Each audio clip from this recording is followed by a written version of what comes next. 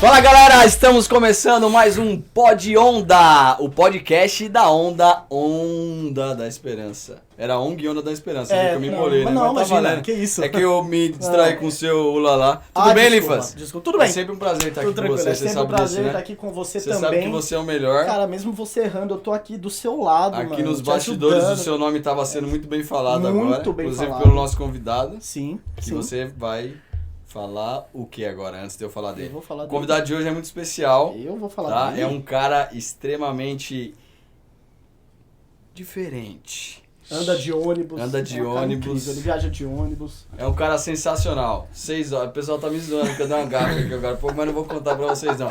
Ele faz, antes da gente apresentar o nosso convidado, por favor, fale sobre outras pessoas especiais Vou também. falar sobre outras pessoas especiais. Outras pessoas especiais, por favor. Antes de apresentar o nosso convidado que anda de ônibus pra caramba, vou falar deles. Deles. Quem? Os nossos patrocinadores. Gigantescos. Agradecer também, mandar um beijo. Mandar um eles. beijo pra Anhumas Contabilidade, Bem Vestida, Vieira Carimbos, Buquês Célia Oliveira, minha tia, Loucos por Mantos e DN Produções. Gente, um beijo pra vocês, muito obrigado por nos ajudar. Muito obrigado por também estar aqui com a gente nesse Eles podcast incrível que tá estouradíssimo, que Só tem lá um pras convidado, cabeças. que tem um convidado que vai pra Roma, vai pro Egito e vai de ônibus, né? O cara, ele é O mais cara tá comunicador estourado. do que a gente, porque ele é formado em mídias digitais, acho que esse é o Isso, nome. cara. Ele é formado, Que isso, cara? Já formou, acho que já formou. Depois ele vai confirmar se formou ou não. Exato. Mas é um cara muito especial, comunicador, Padre Alessandro. Um prazer te receber. Vamos, galera! Várias palmas. A gente tem 80 pessoas aqui por trás de... Muito feliz com todo Com o público todo mundo, que está né? aqui É, hoje. nem- nenhum bate palma. Tudo Não vou falar mais Poxa, nada. meu Deus. Tudo bem? bom? Seja bem-vindo. Obrigado.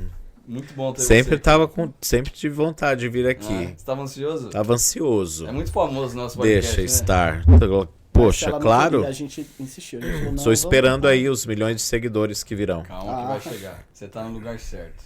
Padre, Obrigado. obrigado por você ter aceitado o convite. Tá aqui para compartilhar um pouco da sua história como padre, sua história social. Nós estamos muito felizes de recebê-lo aqui. Seja bem-vindo. Obrigado a esse convite, muito especial também. Benício e Elifas. Boa! É isso aí. Tá vendo? Vocês Você podiam ganha, colaborar com o nome, assim, que a gente não grava tão fácil mais. Mas estamos aqui, muito obrigado, feliz mesmo.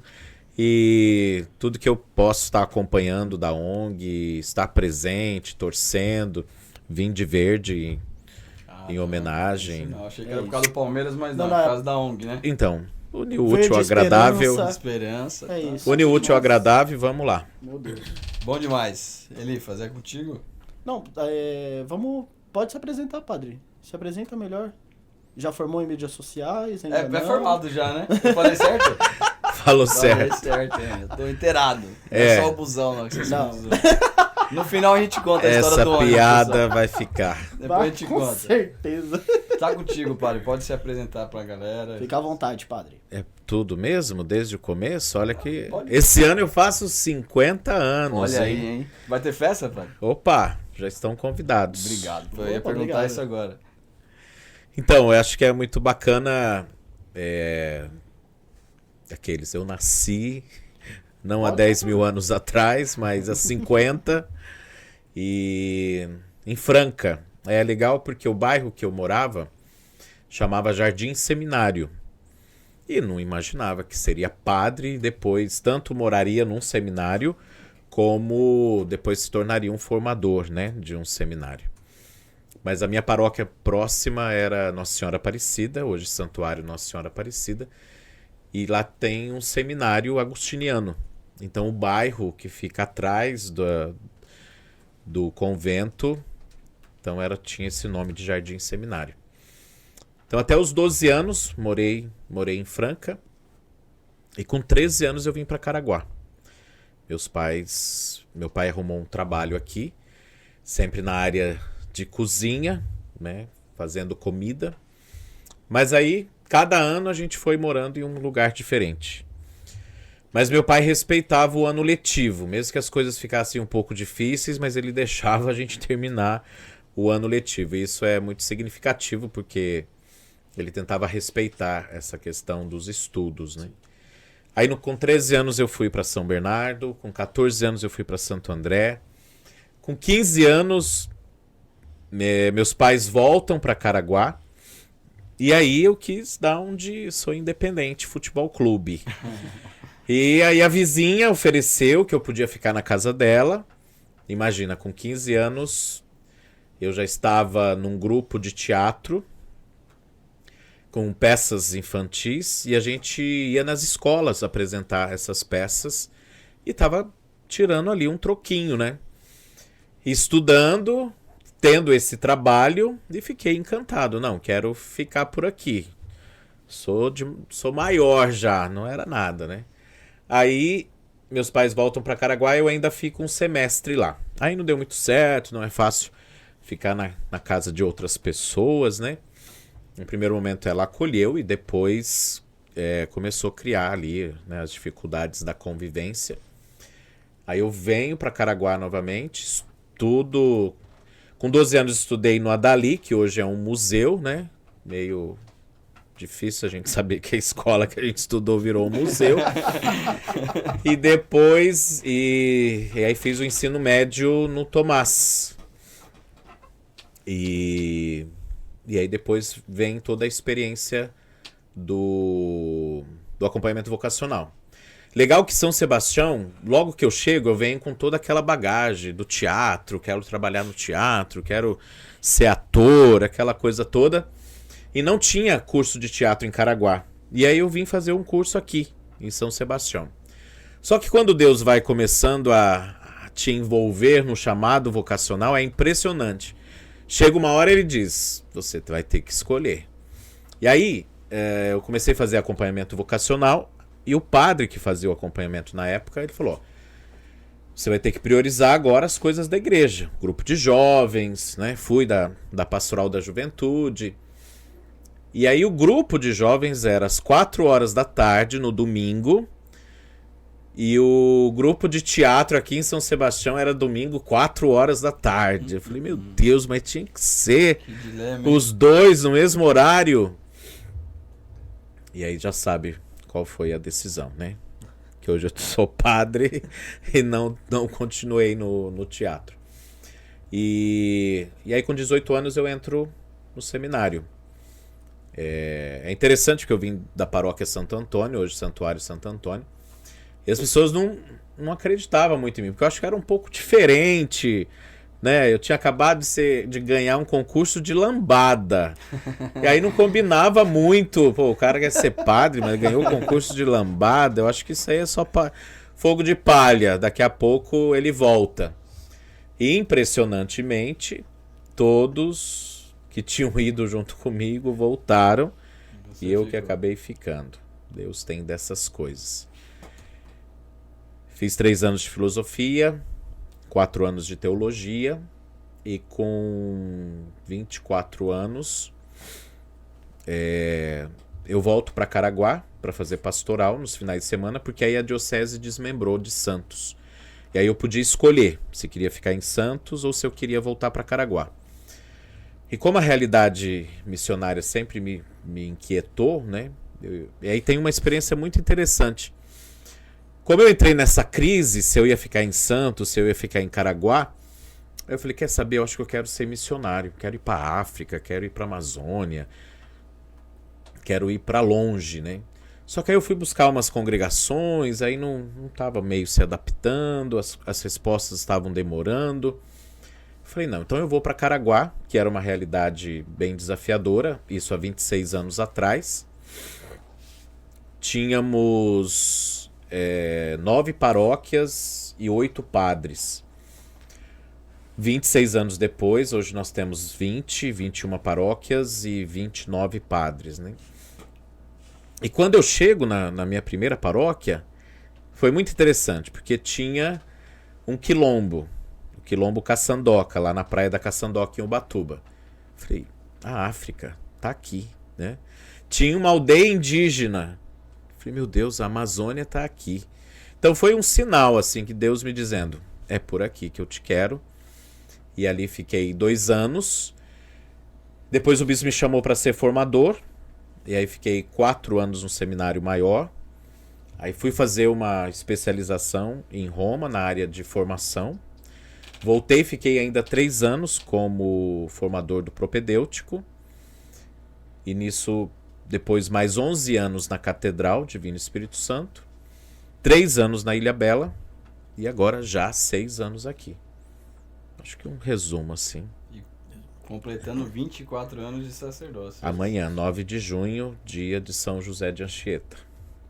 Uma linda trajetória já.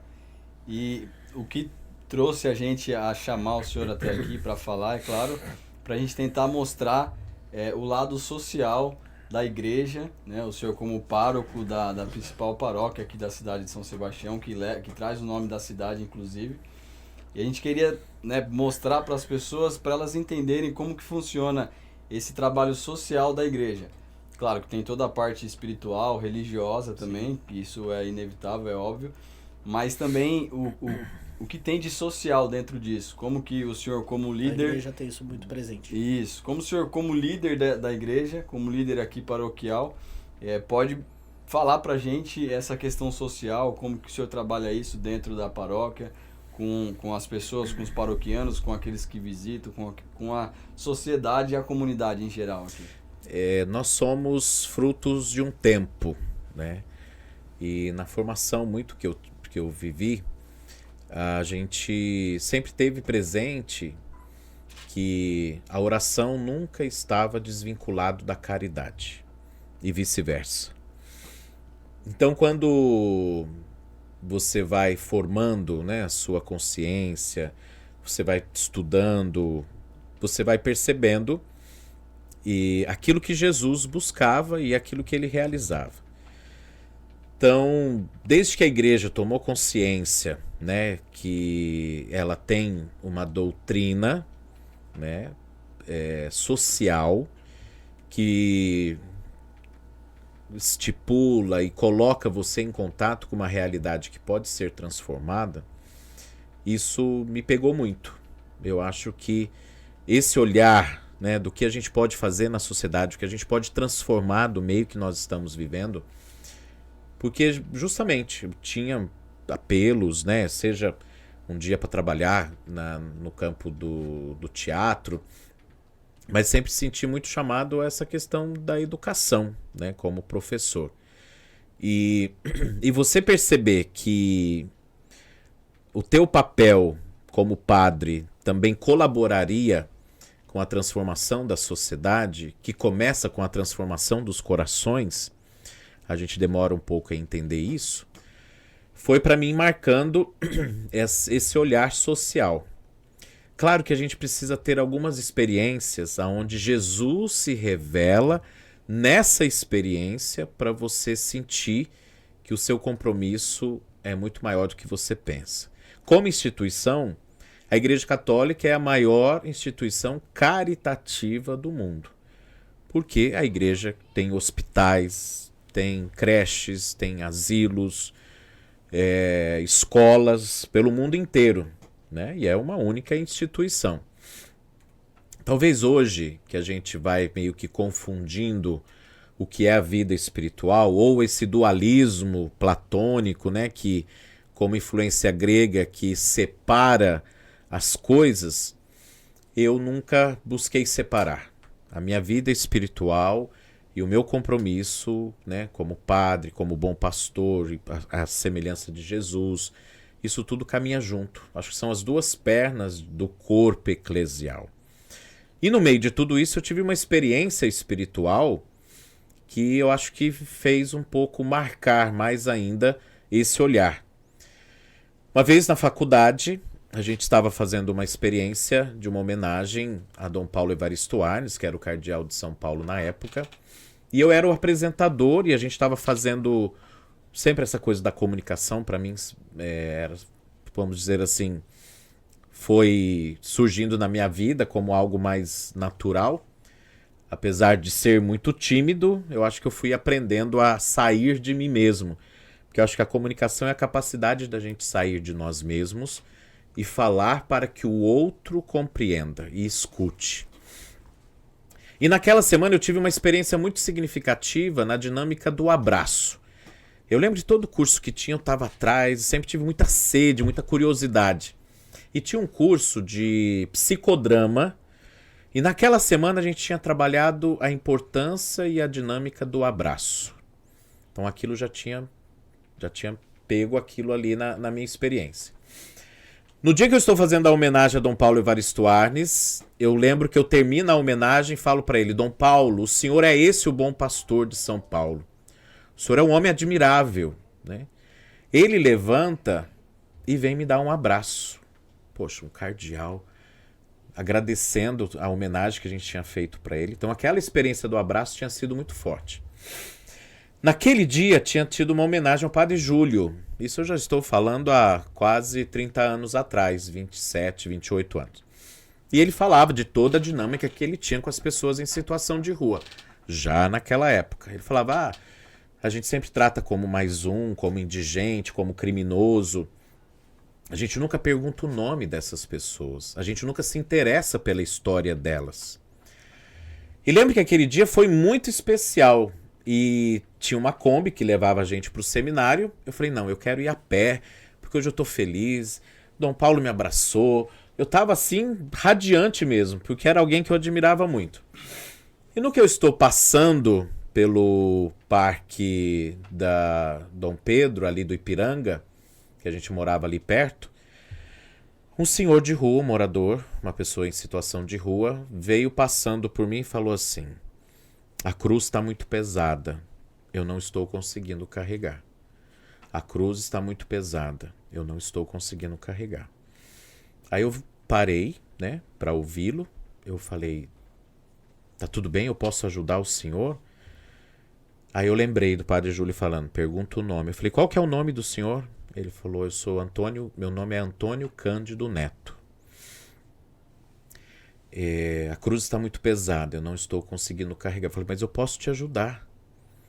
Ele falou, hoje não. Um dia nós vamos nos encontrar e eu vou querer de você um abraço. Aquilo me pegou assim. Eu falei, mas eu posso te dar esse abraço agora? Ele falou, hoje não. Um dia a gente vai se encontrar. Eu lembro que eu sentei na beira da calçada, chorei que nem criança e ele saiu falando, a cruz está muito pesada. E aí o que foi minha vida depois disso? Aprender a abraçar essas pessoas. Eu não consegui mais ser indiferente a elas, de poder compreender o que significava. E é interessante que essa rua ali, não sei se é até a praça, ela chama Antônio Cândido, né? E várias pessoas em situação de rua que eu encontrei depois, nesses 24 anos. Teve uma vez na catedral, era pregação de Páscoa. Catedral lotada, eu lá efusivo pregando, entrou uma pessoa de rua e gritou 1 Coríntios 13. No meio da homilia, eu falei, tá bom, ok, meu irmão, senta aí que a gente conversa no fim da missa. Aí ele, eu quero que o senhor leia 1 Coríntios 13. Eu falei, eu vou ler, calma. Aí ele pediu para eu ler novamente, aí eu peguei a Bíblia ali, que é o hino do amor. Aí ele foi, sentou na minha cadeira de presidente da celebração. Eu falei, aí você tá abusando né? Já cedeu. Já. Senta aqui do lado. Aí ele chegou no meu ouvido e falou assim, eu vim só para te dar um abraço. Então, assim, e como padre, que tem sempre que ouvir o clamor das pessoas, né? Eu lembro uma passagem que me marca muito, quando Jesus olha a multidão e ele diz que sente compaixão porque são ovelhas sem pastor. Parece que é nessas horas que o Senhor te toma por inteiro, e mesmo com a incompreensão das pessoas, porque infelizmente, né, como o Padre Júlio diz, existe hoje uma aporofobia, né, que é um ódio contra os pobres, que a gente fica se perguntando por que que chega a tudo isso. Então eu digo assim, que determinadas experiências ou coisas que a gente faz na nossa vida, a gente faz porque algo Deus também já colocou, né? A gente não consegue ser indiferente a isso. E aí que eu acho que foi interessante a experiência das marmitas solidárias com a pandemia, quando aqui cheguei em julho de 19, e depois fizemos a festa do 20, né, do ano de 2020, e aí em março começou a pandemia. E a gente não morava aqui junto à igreja, né? A gente morava na Vila Amélia. E eu lembro que eu tinha feito um propósito de celebrar a missa diariamente online. Chegava a quase 200, 300 pessoas acompanhando a missa. Naquela loucura toda que a gente estava vivendo da pandemia. Não sabia o que ia vir, o que ia acontecer. E lembro que quando eu saía de casa e passava aqui pelas ruas de São Sebastião, aquelas pessoas em situação de rua. Aí começou. Dai-lhes vós mesmos de comer. Dai-lhes vós mesmos de comer. Eu falei, Senhor, não me coloca nisso. Estou chegando na paróquia agora. O povo não está na igreja. Por 15 dias eu resisti. Confesso que resisti. Falei, não vou. Nem sei que jeito como que eu vou fazer esse trabalho, nem sei. Eu só sei que quando eu propus a situação, formamos um grupo de 14 pessoas e por 90 dias seguidos conseguimos distribuir de 90 a 120 marmitas por dia, que não era mais só para as pessoas em situação de rua, mas para famílias que tinham ficado desempregadas. E histórias fabulosas. E aí você vai sentindo, né? Por que eu estava aqui nesse momento? Porque nosso Senhor não desampara, né, os seus filhos. E você tocou nesse ponto. É tudo muito, muito maluco, né? Essa história toda. E aí você, até então, finalizar falando exatamente desse momento da sua chegada aqui. Depois de toda a história que você falou com o morador de rua que você encontrou, que te passou toda essa mensagem, e, né, fazendo parte do seu chamado também. E depois você chegar aqui, logo depois, pegar a pandemia e se colocar à disposição do chamado de Deus também, de distribuir marmitas, a princípio, para essas pessoas que também eram de situação de rua, toda a ligação que tem lá de 24 anos, sei lá, quase 30 anos, você falou atrás, para agora, atual... É muito louco, né? Muito providência de Deus mesmo. Mas é chamado mesmo. Exatamente. É chamado mesmo. E falando já disso, era né? dele. Deus já tinha colocado e foi colocando e foi colocando. E tá aí, quando ele veio pra cá, eu neguei por 15 dias e Deus falando, você vai ter que fazer isso. Já tá no seu chamado, eu te chamei lá atrás, você tem que cumprir, vamos lá. Eu levanto pessoas, levantou 14 pessoas pra ajudar. Chamado é assim, quando Deus coloca, quando Deus chama. É impressionante, assim, porque mesmo depois, quando o comércio abre, né, e houve toda uma resistência, e eu sei, sou a primeira pessoa que não quero ver essas pessoas na rua, né, mas existe uma dignidade humana que eu acho que isso nós estamos perdendo como sociedade. Eu não consegui enxergar. Eu vou tratar com mais dignidade coisas, objetos, até mesmo animais, né, do que o ser humano. E isso é muito sério, porque a gente não consegue enxergar a dignidade dessas pessoas. E lembro que numa situação houve uma briga, porque, claro, não estou passando a mão na cabeça, não estou dizendo que são santos, né, mas também não posso dizer que todos são criminosos. São homens e mulheres que estão em situação de rua. Alguém já perguntou por que fez com que eles chegassem a essa situação? Geralmente alcoolismo. E quantos dramas essas pessoas já viveram. E aí houve um conflito, uma briga mesmo aqui na praça. E eu lembro, isso foi... Ao mesmo tempo parece que no primeiro momento é uma crítica, mas talvez foi um dos elogios mais verdadeiros que eu ouvi. Porque como tinha uma pessoa que estava... Aí a gente tem esse ponto nevrálgico, que era a questão das pessoas em situação de rua na praça, né? E isso atrapalhava. Eu sei dessa realidade, né? Meu pai sempre trabalhou também com comércio. E aí eu vejo a pessoa gritando: essa praça tá desse jeito porque é culpa do senhor. Essa praça tá à sua cara. E aquilo veio assim, né? Porque eu nunca tinha tido um confronto assim na rua, né? De alguém questionar de alguma coisa. Ou jogar nas minhas costas que todo problema da pessoa de situação de rua fosse culpa do padre, né?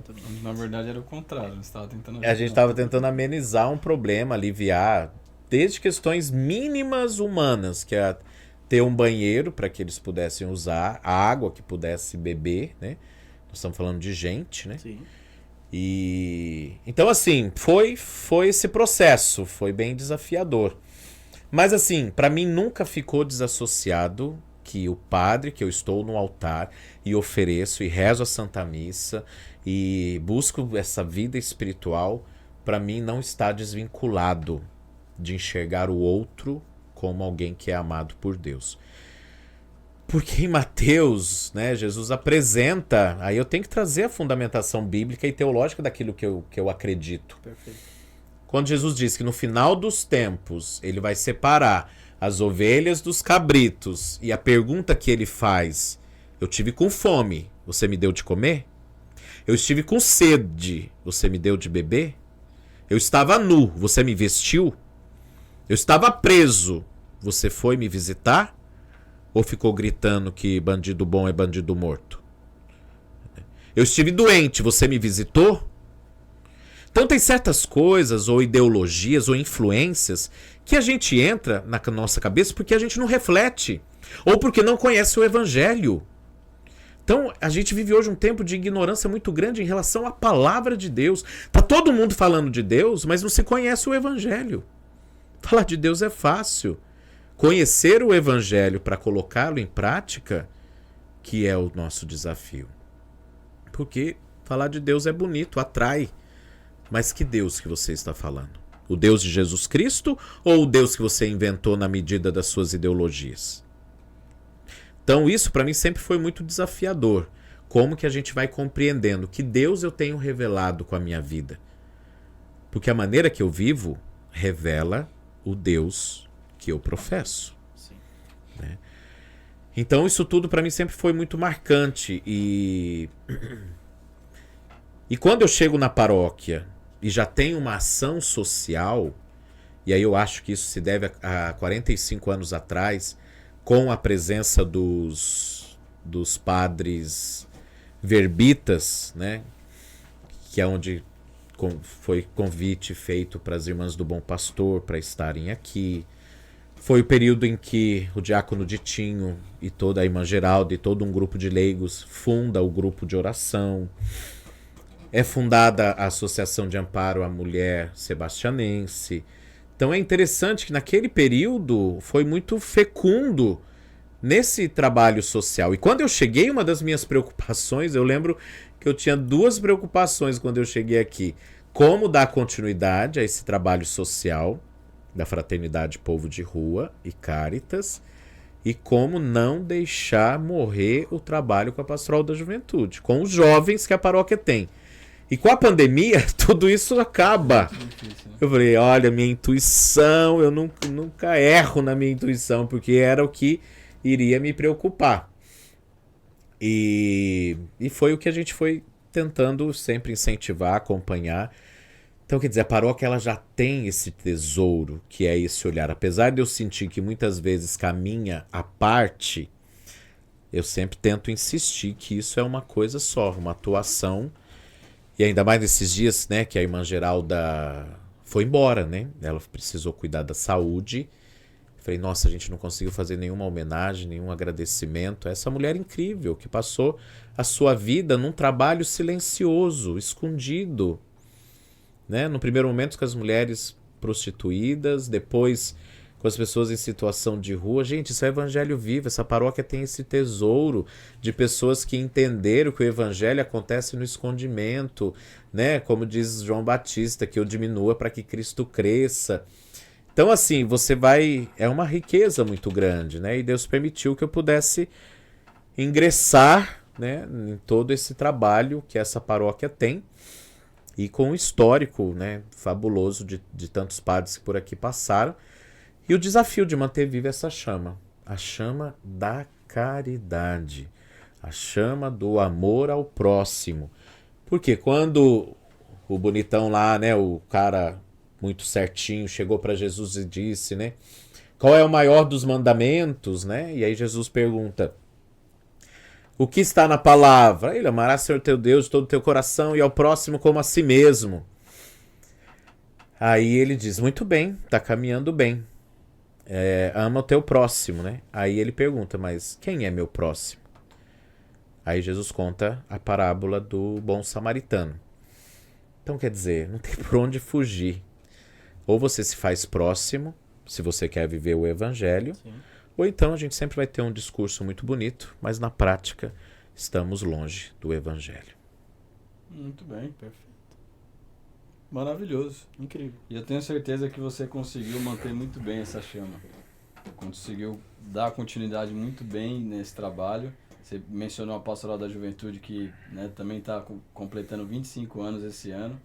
Então são 25 anos de muitas ações, de muito trabalho feito. E vocês são frutos dessa ação. São frutos, é isso aí. A Marcela tá aí, sempre deixou isso muito bem claro, que todo esse projeto veio daquilo que ela aprendeu na Pastoral da Juventude junto com a Patrícia. É claro que elas também deixam muito bem explícito que a ONG não tem ligação religiosa, nem governamental, enfim. Mas a gente não pode deixar de enxergar tudo isso que o senhor colocou agora aqui. Se a gente não ter essa direção toda naquilo que a gente aprende no Evangelho, naquilo que Jesus deixou pra gente de ensinamento, nada disso vai ter. E nós somos fruto sentido daquilo que também foi semeado em nós. Talvez, se elas não tivessem passado por essa experiência, o que poderia surgir daí? Mas o bonito é que, passando por essa experiência, continuam produzindo frutos, que é isso que nosso Senhor espera de nossa vida nesse mundo. Produzir bons frutos para poder revelar o amor de Deus. Amém. Perfeito. Amém. Bom demais. Estamos chegando ao final, Elifa. Já? Opa! Ó, voou, já, cara. Boa. Mas como uma viagem de ônibus. Se deixasse, a gente ficava aqui mais uma viagem de ônibus. Mais uma viagem de ônibus. Mais umas 6 horas aí falando, fácil, ouvindo boas histórias. Fácil. Mas, padre, antes da gente finalizar, você sabe que a gente tem a nossa pergunta final. E eu gostaria de fazê-la para o senhor. Qual é a sua onda da esperança, padre? É a minha fé. Porque a fé ilumina a minha vida. Mas o que me faz caminhar é a esperança que eu tenho no coração. E sempre lembro do Papa Francisco, que sempre repetiu isso várias vezes. Não permitam que lhes roubem a esperança. E vocês terem o nome, né, ONG, Onda da Esperança, aí muito de encontro nesse ano, que é um ano da esperança que o Papa instituiu. Então, para mim, eu vejo que primeiro vem essa minha experiência de fé, que ilumina a minha vida, mas o que me faz andar é a esperança que eu tenho no coração. E nesse caminhar, eu não posso caminhar de qualquer jeito. Eu preciso caminhar com atitudes. E aí é onde vem a experiência de poder amar. Nesse itinerário, nessa caminhada, a experiência do amor. Então, essas 3 virtudes teologais, a fé, a esperança e o amor, e a caridade, essa é a minha onda. Obrigado, perfeito. Padre. Você gostou do padre? Foi incrível. Você gostou da conversa? Gostei da conversa. Você gostou, padre, de conversar com a gente? Queria mais 6 horas de ônibus. Não aí, tem, 6 horas de ônibus não tem mais uma dobradinha assim? Na próxima temporada, então, a gente vai ter que fazer. Continua. Parte 2. Olha lá, o Silas tá zoando. Tá já tá acabando com a já. 6 horas de ônibus. Pessoal, esse foi o Padre Alessandro. Tá? Muita história boa, muita experiência boa. Uma conversa inspiradora. Uma pessoa de uma fé extremamente inspiradora.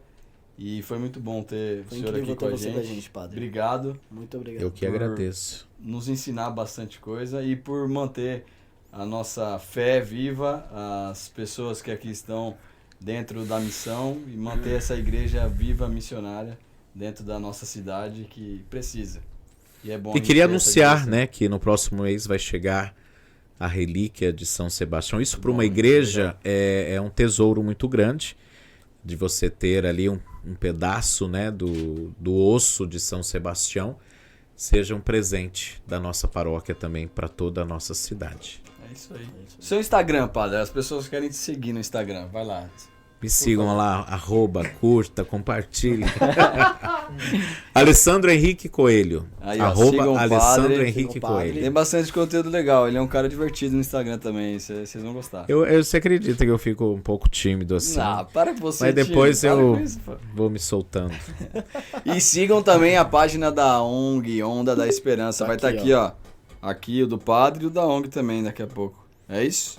Tá aqui, Foi isso então. tá aqui. É isso. Elifas, Mais uma? é sempre um prazer estar com você, Sempre cara. um Você prazer sabe que estar você é um com cara você. diferente, né? Você sabe que você é um cara lindo. Vamos andar de ônibus agora? Vamos dar de ônibus, vamos. Durante Vamos voltar pra 6 casa de horas ônibus? na vida. Vamos. Eu falei que eu ia contar, mas não vou não. Vou deixar em off aí. Quem quiser descobrir, vocês procurem alguém da ONG que eles vão contar a história Entra na da bio ONG. depois, Entra ele na vai. bio que a gente vai deixar o link lá. Vambora! Pessoal, esse foi mais um episódio da Pod Onda pra você. Em breve tem mais. Obrigado pela participação, Muito obrigado pela participação. audiência. Vocês são Se os inscreve melhores. aqui no canal do Se inscreve, YouTube. ó. Não esquece de doar, hein? Não esquece Você que de tá doar. sobrando aí um dinheirinho, A gente precisa doa. de vocês. Doa que a ONG tá precisando. Se não tiver isso. sobrando também, pode Pode colaborar. doar Pode também, doar mesmo sem também. estar sobrando, né? Exato. Cuidado com as dicas. Deus abençoe. Valeu, gente. Amém. Valeu, padre. Tchau, Um abraço. gente. Valeu, Tchau. gente. Boa.